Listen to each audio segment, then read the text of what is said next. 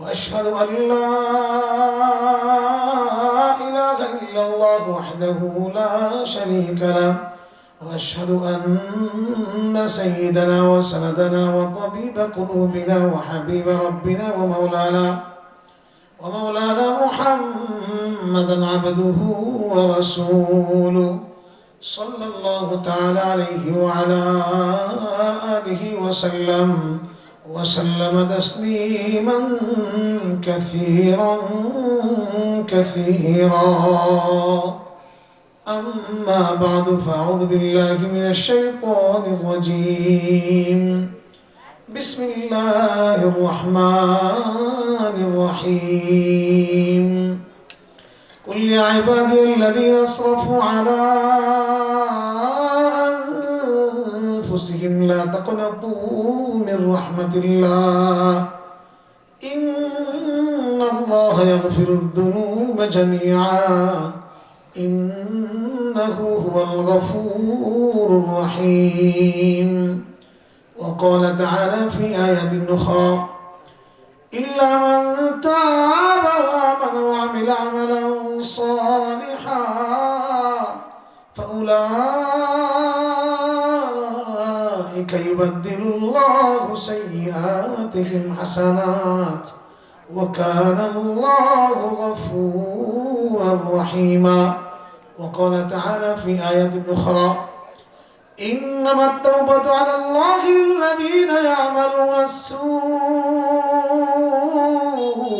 بجهالة ثم يتوبون من قريب فأولئك يتوب الله عليهم وكان الله عليما حكيما وقال النبي عليه الصلاة والسلام التائب من الذنب كمن لا ذنب له وقال في حديث آخر إن الله يرفع بهذا الكتاب أقواما ويضع به آخرين أو كما قال عليه الصلاة والسلام صدق الله مولانا العظيم وصدق رسوله النبي الكريم ونحن على ذلك لمن الشاهدين والشاكرين والحمد لله رب العالمين اللهم صل على محمد وعلى آل محمد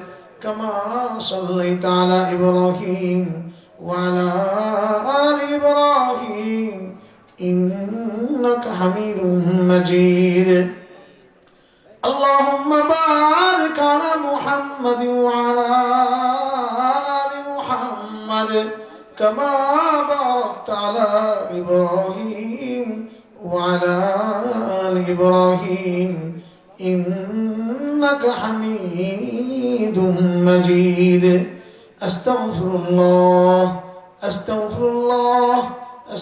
الله الذي لا إله إلا هو الحي القيوم وأتوب إليه لا حول ولا قوة إلا بالله العلي العظيم الله الله الله الله الله الله الله الله الله الله لا إله إلا الله محمد رسول الله آمنت بالله وصدقت بالله رسولي الحمد لله মধ্যপাড়া বাইতুল আমান জামে মসজিদ ও যুব সমাজের উদ্যোগে আয়োজিত আজকের এই ইসলামী মহাসম্মেলনের সম্মানিত সভাপতি দূর দূরান্ত থেকে আগত আমার ইসলাম প্রিয় দিন দরদি মুসলিম মুমিন ভাইয়েরা পর্দার আড়ালের সম্মানিত ইজ্জত ওলামা বোনেরা সকলকে জানাই আন্তরিক মুবারকবাদ। আল্লাহ পাক আমাদেরকে অত্যন্ত মায়া করে আদর করে যত্ন করে সোহাগ করে আল্লাহ পাকের এই মহান দরবারে মহাগ্রন্থ কোরআন মহান ব্যক্তিত্ব রাসূলের সুন্নাহ থেকে কিছু কথা আলোকপাত করবার জন্য এখানে আসবার বসবার শুনবার তৌফিক এনায়েত করেছেন। সবাই বলে আলহামদুলিল্লাহ।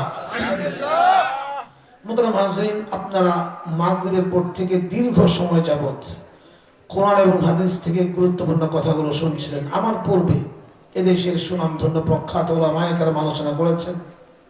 আমার পূর্বে আমার এক ভাই খুবই চমৎকার আলোচনা করেন, যা আলোচনা শুনলে মানুষ মন্ত্রমুগ্ধ হয়ে শোনে।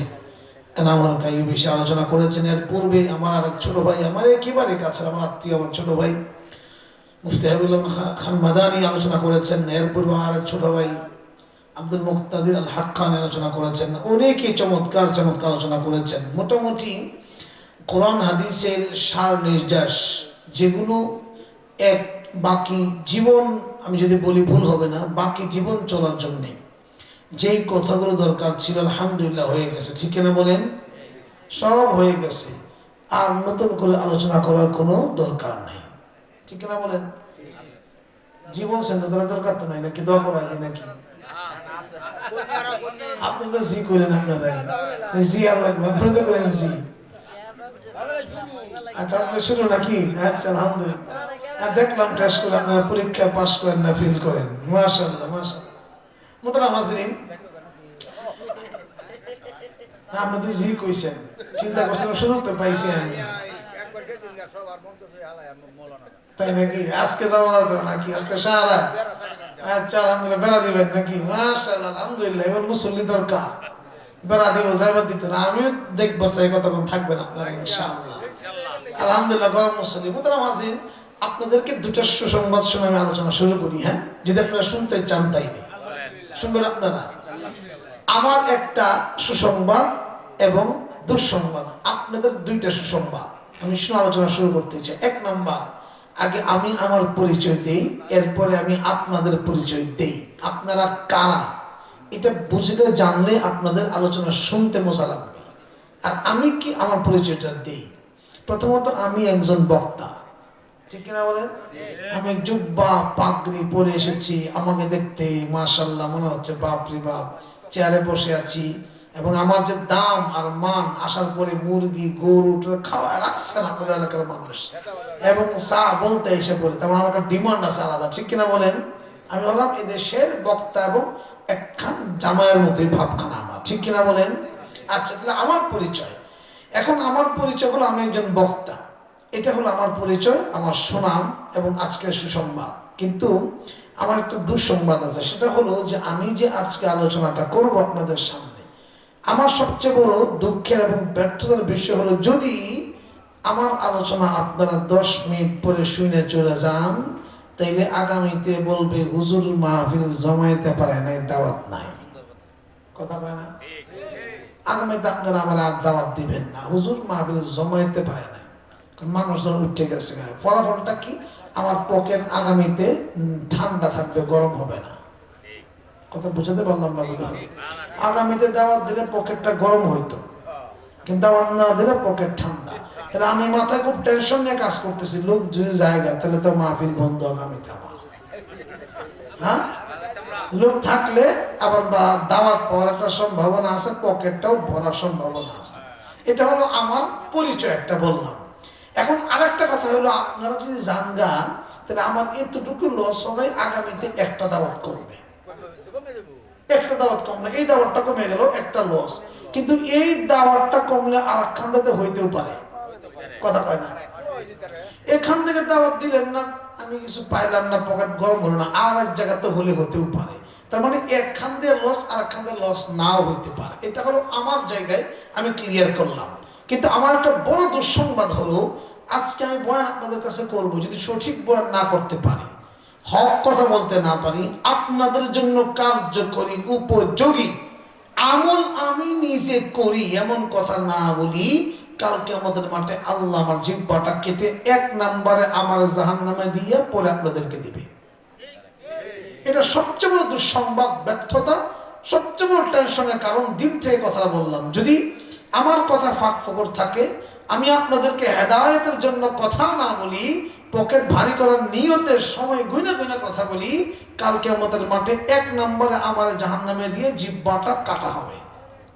ঠিক আছে কিনা ভাই? হাদিস আছে, যে গেলাম না, আলোচনা লম্বা হবে, যেহেতু সংক্ষেপ করব। এবার আপনাদের পরিচয় দিই। আপনাদের পরিচয় কারা? আপনারা মুসল্লি নিচে বসে আছেন, দেখতে মনে হচ্ছে নিচে আপনারা, আমি উপরে। এবার আপনাদের পরিচয় হলো, যদি আপনারা আজকের বয়ানটা পুরোপুরি শুনতে পারেন, যদি আপনারা আমার বয়ানটা পুরোপুরি শুনতে পারেন, তাইলে কি লাভ, না শুনলে কি ক্ষতি। আপনারা দুইটা পরিচয় দিয়ে শুরু করতে চাই। 1 নম্বর, যদি আপনারা 10-15 মিনিট পরে বাড়ি যাওয়া শুরু করেন, তাহলে ফলাফলটা কি, যে আপনারা আমার বয়ান না শুনে 10 মিনিট পরে চলে গেছেন, ঠিক কিনা বলেন? বলেন তো আমি বয়ানটা কার করব, আমার কথা না আল্লাহর কথা? বলেন বলেন কার কথা?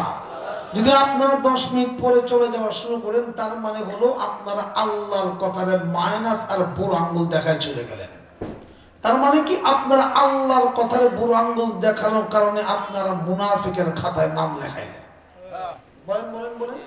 প্রধানমন্ত্রী আইসে এখানে বক্তব্য দিচ্ছে, সামনে থেকে 8-10 জন চলে গেছে, তার মানে কি আমরা আপনার দল করি না, মজা লাগে না? হ্যাঁ, তা আপনারা 10 মিনিট পরে চলে যাওয়া মানে আল্লাহর কথারে মাইনাস করে যাওয়ার কারণে আপনারা মুনাফিকের খাতায় নাম লেখাবেন। তাহলে কি যাওয়া যাবে যাবে যাবে যাবে? তাহলে থাকলে কি লাভ? লাভটা বলে দেই। আজকের এই মাহফিল সম্পর্কে হাদিসের ভাষ্য হলো, যেই জায়গায় আল্লাহ পাকের বরত্ব কোরআনে আলোচনা করা হয়, হাফাতহুমুল মালায়েকা নাযরাত আলাইহিমুস সাকিনা গাশিয়াতহুমুর রাহমা, বিভিন্ন হাদিস দ্বারা প্রমাণিত হয় যেই জায়গায় আল্লাহ পাকের কোরআনে আলোচনা করা হয়, এই জায়গাটাকে রহমতের ফেরেশতারা চাদর দিয়ে ঢেকে রাখে। সুবহানাল্লাহ করেন না করেন না করেন, ঢেকে রাখে, হেফাজত করি। এখানে আল্লাহর আরশ থেকে সরাসরি রহমত আর সাকিনা বরকত নাজিল হয়। 3 নাম্বার মালিক বলে, এরা এত রাতে করে কি? যখন মানুষ ঘুমায় এরা পয়সা আছে কেন খামাখা, আর ব্যাক কর নাকি? ফেরেশতারা বলে, না গো আল্লাহ, এরা দুনিয়ার সব বুঝে, এদের মতো চালাক দুনিয়ার দ্বিতীয় আর একটাও নেই। এরা এইসব খুব ভালো বুঝে, দুনিয়াতে অনেক টেনশন, এরা অনেক গুনাহ করছে, ক্ষমা চায়, বিধায় এত রাত হইলো বাড়ি যায় না একটু ক্ষমার আশায়। বলে, তাই নাকি? এত রাতে ক্ষমার আশায় বসে আছে, এদেরকে জানায় দে ইন্নী কাদ গাফারতু লাহুম, আমি এদের জিন্দেগীর সমস্ত গুনাহগুলো ক্ষমা করে দিলাম। আজকে থেকে দোয়া করে গেলে লাভ কি? নিশ্চিত ক্ষমা, ইনশাআল্লাহ ইনশাআল্লাহ। আগামীকাল সারা দিন বসে থাকলে একটা সওয়াব পাবেন না, আজকে যতক্ষণ থাকবেন সওয়াব আর সওয়াব। সুবহানাল্লাহ। তাহলে ইনশাআল্লাহ দোয়া করে কে কে যাবে? ইনশাআল্লাহ ইনশাআল্লাহ, সবাই ইনশাআল্লাহ, সবাই ইনশাআল্লাহ। তাহলে আমি এবার আলোচনা ঢুকতে পারি আমি নাকি? আচ্ছা, আমি যে আলোচনা করবো এটা কমপক্ষে 3 থেকে 4 ঘন্টা আলোচনা। কয় ঘন্টা? 4 ঘন্টা। 3 থেকে 4 ঘন্টা, আমি করবো 40 মিনিট। 4 ঘন্টা আলোচনা আমি সংক্ষেপ কাইটে সাইডে 40 মিনিট আনবো। এতে সুযোগ দেওয়া যাবে কিনা? ইনশাআল্লাহ যাবে তো ইনশাআল্লাহ। বলতে পারেন 40 মিনিট কেন? 2টা কারণে। একটা, আমারে আপনারা উঠাইছেন ওর সময় অবেলায়। কয়টায়? ওর সময় অবেলা। আমি বয়ান করি 10টা 11টার মধ্যে হলে আমার জন্য উপযোগী বয়ান, কারণ আমি একটু দুনিয়ার ভিতরে থেকে কথা বলার চেষ্টা করি, যেটা মানুষের জন্য কার্যকরী, মানুষ বুঝতে পারে এমন কিছু কথা বলার চেষ্টা করি, যেটা বাস্তবমুখী কথা। এই কথাগুলো চলে 11টা পর্যন্ত, এরপরে বুড়া মানুষ ওয়াজে থাকে আর পাবলিক ঘুমায়। তাহলে 11টার পরে ওই ওয়াজ খায় না, কারণ তখন তো পাবলিক ঘুমানোর মোড়ে থাকে, বুড়া মানুষ থাকে। তার মানে 11টা পরে ওয়াজ ধরন চেঞ্জ করতে, কই যাইতে হয়? মাটির নিচে যাইতে হয়। কথা বুঝাতে পারলাম না? বোধ হয়। তাইলে এই জন্য যেহেতু উঠাইছেন অবেলায়, টাইমটা কমে গেছে। 2 নাম্বার, আমি আগে চেহারা দেখে মুসল্লিদের চেহারা দেখে মাপি, এই চেহারাগুলোর জন্য কোন ওয়াজটা দরকার বেশি। তো আমার কাছে এখন যেই ওয়াজটা মনে হলো করার দরকার 40 মিনিটের ওয়াজ। কথা বলতে পারলাম না? বোধ হয়। এই জন্য টাইমটা কম। এবার খুব খেয়াল করে বোঝার চেষ্টা করবেন। আমি একটা আয়াত তিলাওয়াত করি সূরা জুমার থেকে। এই আয়াত তেলাওয়াত করেছি এই জন্যই আপনাদেরকে আয়াত দিয়ে মূলত একটা জায়গা নিব, নিয়ে আমি আরেকটা জায়গায় দিয়ে শেষ করব। আমি 3টা প্রশ্নকে সামনে আলোচনা করব, 3টা প্রশ্নকে সামনে রেখে। 1 নাম্বার, আসলাম কোত্থেকে, এলাম কোথায়, যাব কোথায়? কয়টা প্রশ্ন? এলাম কোত্থেকে, এলাম কোথায়, যাব কোথায়? কথা বুঝা গেছে? সবাই বুঝছেন? কি প্রশ্ন বলেন? আসলাম কোত্থেকে, আসছি কোথায়, বা এলাম কোথায়? 3 নাম্বার কি, যাব কোথায়? কথা বুঝা গেছে? এই 3টা প্রশ্ন, আমি 3টা প্রশ্নকে সামনে রেখে আয়াত নিয়েছি। একটা আয়াতের আলোকে হিস্ট্রি বলবো, একটা ইতিহাস বলে ইতিহাসের মধ্য থেকে আলোচনা শেষ করতে চাই। খুব ভালো করে বুঝবেন। আয়াতের অর্থ হলো, আল্লাহ পাক বলেন, কুল, সে ও প্রফেট মুহাম্মদ, আপনি বলুন, ইয়া ইবাদি, ও মাই সার্ভেন্টস, ও মাই সার্ভেন্টস, হে আমার বান্দারা, আল্লাযীনা আসরাফু আলা আনফুসিহিম, who transgress against themselves, লা তাকনাতু Mir রাহমাতিল্লাহ, despair not of the mercy of Allah। খুব ভালো করে বুঝেন, অসাধারণ একটা আয়াত। আল্লাহ বলেন, নবী আপনি বলে দিন, ইয়া ইবাদি, ও আমার বান্দারা। কি বললাম? ও আমার বান্দারা, আল্লাযীনা আসরাফু আলা আনফুসিহিম, যারা এত গুনাহ করেছো, এত অপরাধ করেছ, অপরাধ করতে